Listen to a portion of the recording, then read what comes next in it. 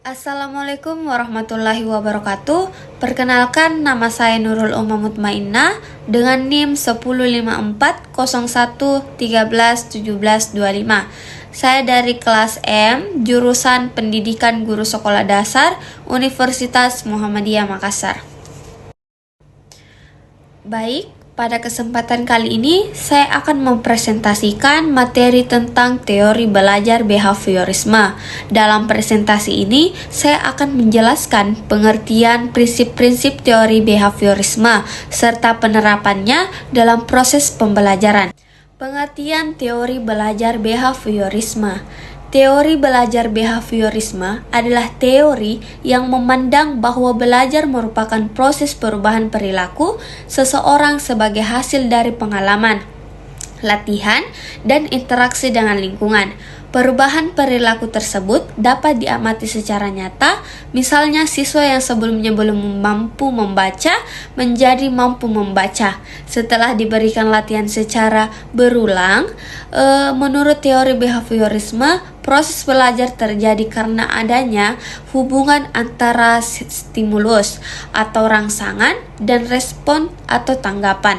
Jika suatu respon diperkuat melalui pemberian, penghargaan, atau penguatan, maka perilaku tersebut akan cenderung muncul kembali.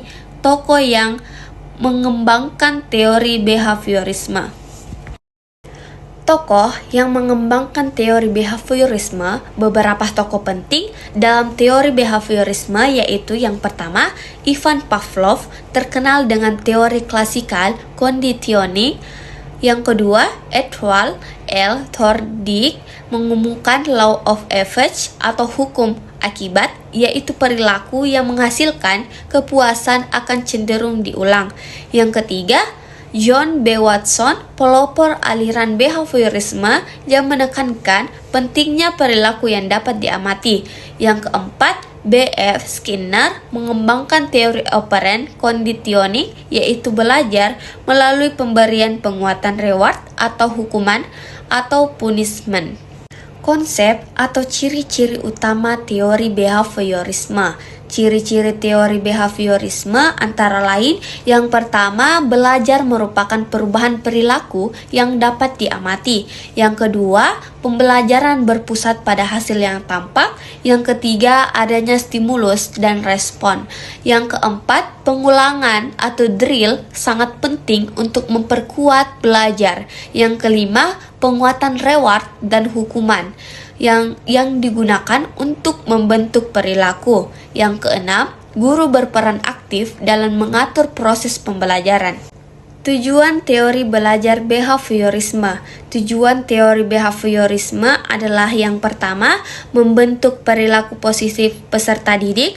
Yang kedua, membiasakan siswa melakukan tindakan yang benar. Yang ketiga, meningkatkan keterampilan melalui latihan yang berulang.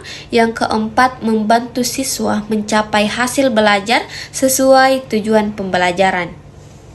Contoh penerapan di sekolah dasar, mata pelajaran matematika kelas 3 SD, materi perkalian, guru menjelaskan konsep perkalian, kemudian memberikan beberapa contoh soal. Setelah itu siswa diminta mengerjakan latihan secara bertahap, dari soal yang mudah hingga yang sulit. Siswa yang menjawab dengan benar diberikan pujian, bintang prestasi, atau tepuk tangan. Sebagai bentuk penghargaan, siswa yang masih salah dibimbing kembali dan diberikan latihan tambahan hingga mampu menjawab dengan benar. Dalam kegiatan ini, guru menggunakan stimulus berupa pertanyaan dan latihan, sedangkan respons ditunjukkan melalui jawaban siswa, penguatan berupa pujian atau hadiah sederhana. Membuat siswa lebih termotivasi untuk belajar. Peran guru dalam penerapan behaviorisme. Peran guru yaitu yang pertama menyusun tujuan pembelajaran yang jelas, yang kedua memberikan stimulus berupa pertanyaan, latihan, dan tugas, yang ketiga memberikan penguatan atau penghargaan kepada siswa yang berhasil, yang keempat memberikan koreksi terhadap kesalahan siswa, yang kelima membimbing siswa melalui latihan yang berulang agar terbentuk kebiasaan belajar yang baik. Manfaat atau implikasi bagi pembelajaran di SD. Manfaat teori behaviorisme antara lain yang pertama membantu membentuk disiplin dan kebiasaan belajar siswa. Yang kedua, meningkatkan motivasi belajar melalui penghargaan.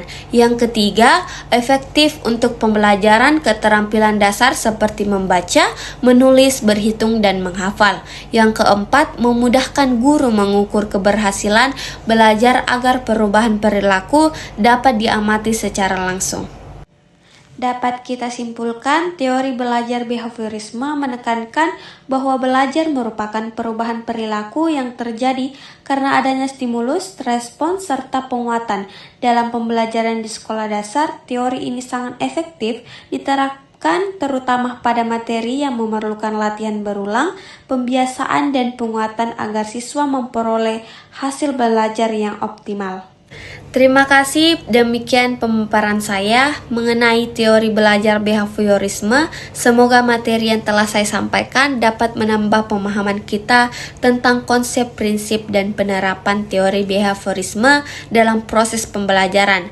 Apabila terdapat kekurangan dalam penyampaian maupun isi materi, saya mohon maaf. Terima kasih atas perhatian Bapak atau Ibu dosen dan teman-teman sekalian.